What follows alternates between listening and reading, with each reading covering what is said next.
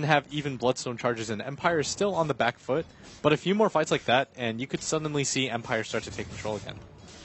Absolutely. I mean, the top 2 net worth on the board is both the Bloodseeker and the Queen of Pain, but the next 3 is Storm Spirit, the Ember Spirit, and you're seeing the power of the Spirit Breaker. His offlane, his interaction in these team fights as an offlaner is so much greater and will be much greater than the Undying. As you said, he kind of drops off as time goes on. 25 minutes is probably the peak effectiveness as an Undying, and every single fight after this is going to be getting a little bit weaker. Yeah, if you remember in the beginning, he was like 2nd in net worth, and since then he's actually fallen off quite a bit because it's just the nature of the hero. You really rely on getting those early fights off. You want to take those fights where you're in 2v3 situations where you have one support backing you up so that you get the most out of your kill gold and assist gold. But eventually, you don't have the best farming mechanic. You can't really rely on the jungle. It's just pretty much non-stop fights for you. So Undying is almost always going to naturally just fall off when it relates to farm. And Silent does have a Manta style now. He was quite far away from it beforehand, but manages to pick up one. And Yoki has to be careful. He should be able to TP out of this, and Empire just continuing to split the map and save time as much as they can because they realize Vici Gaming have to wait for the next Roshan before they go for anything. Especially with how that last fight went. You're going to wait for a BKB and probably a BKB on Super and probably the next Aegis before you do anything. So how long do you think that is? The next 3 or 4 minutes at the very least, where Resolution can just continue to get farm, where Silent continues to catch up. Now, I love you, Blitz, but I'm going to try my hand a little bit of Storm Spirit analysis. Shoot. So the Storm Spirit versus Queen of Pain matchup.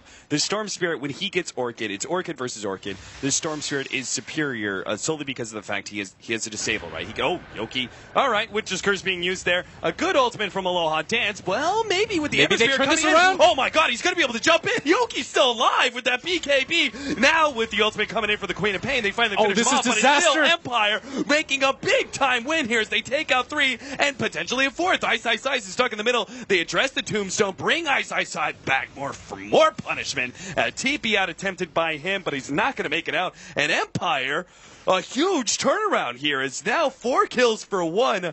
I was like looking at it, Aloha Dance. I was like, oh, that's a great ultimate. I just don't see them being able to do much more. But with Silent coming in and Yoki surviving for so long thanks to that BKB, they just tore Vici Gaming a new one.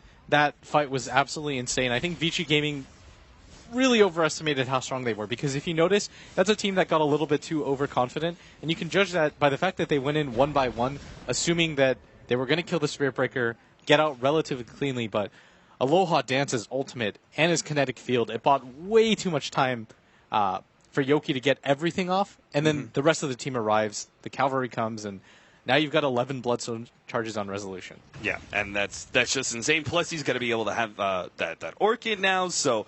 Oh, and level 3 Ball Lightning as well. Can you explain to me real quick why he chose to go for Orchid rather than the BKB? Yeah, for sure. So, typically, you're going to see the Storm Spirits almost always nowadays go for the Bloodstone, the Treads. And you might want to say, okay, why doesn't he go for a Yule Scepter or something of that nature? It's mainly because the Winter Wyvern is always going to be an issue. Yep. Like, if he goes for a BKB, he's just going to get Winter's Cursed. You run out the timer, and you're going to have difficulties no matter what. And so it's just better to go for the Orchid. So you zip past the Queen of Pain, and hopefully your team engages on her at the same time. You go for the Winter Wyvern, and you continue to roll and make it difficult for the Queen of Pain to get on top of you. But if you don't have the Orchid, you actually don't do a lot of damage, for one, and you don't have the attack speed, which is really underrated on Storm. So this is almost always the build that you're going to have to see. Because even if it might be a little bit more efficient to go for the Sheep, you just don't do a lot of damage with it. Right. It's almost all in-ish. Vici Gaming now centered up around the Roshan pit, though that one's not really up for another 10 to 15 seconds, besides the fact that Team Empire are pretty aggressively pushing in that top lane. Resolution and Aloha Dance are knocking on that tier 3 tower just to see who's going to respond. Are they going to jump in? Yep, they're going to try and grab Hao and take him out, but a really good silence placed out from Super and managed to force the rest of the team back. Now Resolution caught by that Winter's Curse will be able to get the kill there. Always want to fly the next target. Shallow Grave and a TP out. Nope, swap. Is there from Fenrir, and Always Want to Fly will join Resolution in the grave. So their first real attempt at being very aggressive on Vici Gaming turns very poor. Yeah, they overcommitted by that tier 3 tower. They had to have known that most of Vici Gaming was going to be behind there, and that Winter's Curse is so effective against the Storm Spirit, and they just overcommitted for that a little bit too much. I think the plan was to have the Spirit Breaker run in at the same time as the Orchid completes to do maximum damage on the Queen of Pain and blow her up, but he was just a little bit too far behind, and once he noticed the Queen of Pain was about to BKB, Yoki turns tail, tries to run away, but at that point Empire had committed a little bit too much for that. And now VG Gaming with a very strong Roche-taking lineup between the Blood Rage of the Bloodseeker being put on Roshan as well as the minus armor of the Vengeful Spirit plus the increased damage of Vengeance Aura. They will be able to get the Aegis into the hands of... nope, they actually give it to Hao again, so... I think they're always going to give it to Hao. Okay. He's only got 1,200 HP. Even with the BKB, if you look at his charges, he only has 7, and Super should have 10. Yeah. Because he just recently picked it up, and so... I guess I just figured between the magic immunity of BKB plus the fact that he's almost got an Assault Cuirass, like he's got the big armor item of Plate Mail, maybe that's enough tankiness. Even though he doesn't have HP, he's got a lot of mitigation, that it could be enough, but... No, because the Storm just rolls past him, and then if you get hit by one Sleight of Fist, you pretty much die. And so I think it's a really good idea to continue to give it to Hao, especially with how... with how aggressively he's playing in. Like, he's blinking in pretty far to try to create an opening for his team. And you can't really get that out of the Bloodseeker. On this smoke is actually going to do a lot. They actually see him with the ward here, too. This is so smartly placed by them. Yoki just has to run. Oh, he popped the active there and is actually staying one step ahead of Vici Gaming. Super's trying to get a Rage of the Rupture, but at this point, he's getting close to the Tier 2 tower. It's too late. If they really want this, they're going to have to force a fight around a Tier 2 tower. That's just not going to happen. So Yoki, he just TPs away, and immediately the rest of Vici Gaming back themselves up. Bottom lane, Silent continues to push forward. He almost has a Battle Fury. That was the good part of them showing themselves at top, because it means that Silent can continue to pressure this without feeling too worried. But that was just sick game sense by Yoki. There was not a whole lot to tip him off from that. There's not even a single ward by them there. He just kind of read the situation, because it's not even that he ran away. It's that he empowering hasted and didn't go for the TP or anything.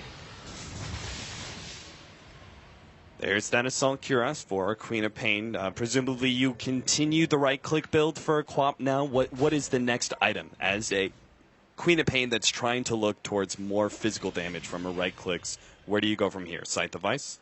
Yeah, I think you still go for the Hex. You absolutely need it against the majority of the cores on Empire. Now that there is a Manta style on this Ember Spirit, you want a more reliable way of locking them down other than your Orchid, because the Storm Spirit's going to go for a BKB of his own, right? And Silent's actually not going to have a BKB for quite some time. You're going to have to use the Winter's Curse on either the Spirit Breaker or the Storm Spirit. And so you have no reliable lockdown against an Ember Spirit, so it has to be the Hex. Why do you think you don't reverse the item choices there and go for maybe even get like the Plate Mail and then go for the Scythe of Ice and finish up the AC afterwards, instead of finishing the complete AC first and then going for the disable item later? Because the Scythe of Ice seems to be such a critical item for Vici Gaming to stop both the Storm and Ember from doing whatever they want in team fights. It's just good at fighting against physical damage. It serves that purpose, because if you think about it, there's the Spirit Breaker on the other team. You can negate a lot of his right-click damage. Same with the Storm. You just help your team so much because of the armor aura. At the same time, it's good against the Sleight of Fist, especially. And if you're having trouble taking high ground or you're having trouble hitting towers, then it's especially effective. Yeah, and if you look at the way the VG Gaming are set up for a 5-man team fight, they've not only got the armor now of Assault Cuirass, but they also have the armor of Mech / Guardian Greaves, which, as your hero drops low enough, they get a big increase in armor, up to an increase of 10 once they drop below 20%. So the melee rash, that swap in. They're going to go for Yoki and do successfully blow him up with the Sonic Wave, and he does not have a buyback. It seems really good ultimate there from Aloha Dance as they target Ice Ice Ice, but now Resolution is hit by that Winter's Curse. Great Shallow Grave, though, is going to keep Resolution alive, and back to the fountain he goes, where he'll heal up and come back once again for vengeance. And the melee rash is about to fall. VG Gaming, though, can't stick around for too long. The buyback out from the Disruptor is going to look for a glimpse pickoff, but they need vision first, and it just hits nighttime as well. Silent is desperate to be able to see someone, and he's seen how. They'll bring him right back in. He does have that Aegis, makes the blink away. Super's the next target of Resolution, who has just enough mana to be able to make a pull, and Super will end up falling here. Great pickoff for the buyback of the Disruptor. Doesn't look like they're going to get anything more, though. Yeah, and they managed to hold the melee barracks, which is the more important one. It might actually go down. It's so low. Oh my god, are you kidding me? It's got 75 HP, regenning They're up running. over time. They're running as fast as they can. It's fine. It's fine. The creeps will take out the siege wagon, and then melee racks will survive. So it'll regen back up to full, given enough time. How upset do you think they would have been if they lost their racks like that? Incredibly. After that defense, they held for so long, and then it's one single catapult that ruins their dreams. But managing to hold on to that racks, even after the Aegis once again, just kind of, it has to bolster Empire's confidence. And at the same time, the Storm didn't even die in the middle of the Winter's Curse because Always Wanna Fly had such a clutch grave. Like, he might have missed a few in the early game, but that makes up for all of them. And at the same time, How might be the target. They have a DD rune. They know he's there. He's smoked up at the same time, and they might try to look for a quick pickoff, and Resolution's going to miss. FY already blinked himself back. So it seems the smoke is a missed opportunity here. Vici Gaming are going to back up and do a smoke of their own. Fenrir funneling it out to them on the courier right now. Yeah, they should be really worried about this right now because Empire is actually in the losing position because you don't want to be caught out here by the smoke. It's almost certainly going to mean at least one set of racks.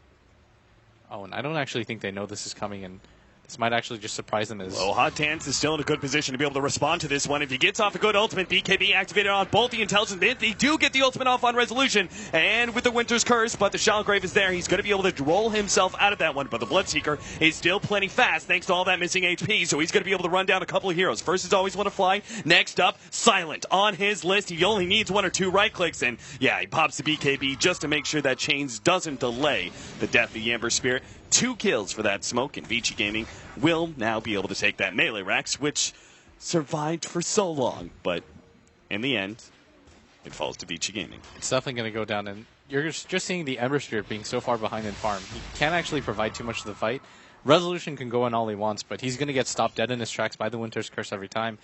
And they just can't really put out enough damage, especially with How having this Assault Curse. And here we go. Ice. That's a glimpse back. Now FY comes in with the Cold Embrace. The rest of Vici Gaming seems like they want to fight this one. It's going to be a 3 versus 5. They already got the Disruptor thanks to How and his Orchid plus Blood Rage damage. So not so good an idea for Empire to challenge. Now a swap out. Yoki's going to be caught as well. Silent stunned up, and bad turns to worse. Empire are very fortunate that they're in a situation where Vici Gaming can't actually take a second lane of racks because they have both of their tier 2s up in the side lanes. But that was still disastrous, feeding more kills to Vici. I'm actually really surprised that Empire decided to go for that semi-defense and show themselves on the map because they know that Vici Gaming clearly knows that the Ember Spirit is down, and with Winter's Curse about to be up, the Storm Spirit doesn't want to get into a direct 3v5 type of fight. So I think the better move there is just to wait for the Ember Spirit, give up your racks, and try not to lose any more casualties, and try to mount another defense, and hopefully rack up more Bloodstone charges, get a little bit more farm on the Ember Spirit. But now, with those deaths that just happened, you know that Empire are almost entirely going to be really poor, and even if they hold in this situation, they're probably going to need buybacks for it, and it's going to cost too much because Silent, that would kill his farm progression. He just wouldn't have any more farm. Mm-hmm. So as they push forward, the Disruptor comes back. This time around, Vici Gaming will make a very early exit in order to ensure nobody gets picked off. They start marching over to Roshan. Potential spawn time right now, the actual spawn time, 20 seconds. Rather lucky for Vici Gaming, I think, though all of Empire is up to contest. I almost think they have to contest the Roshan now because they just don't deal enough damage on this Ember Spirit. He manages to pick up a Chrysalis, but that Queen of Pain, instead of going for the Hex, just decided to go for the Daedalus, and I am shocked at how quickly she kills the supports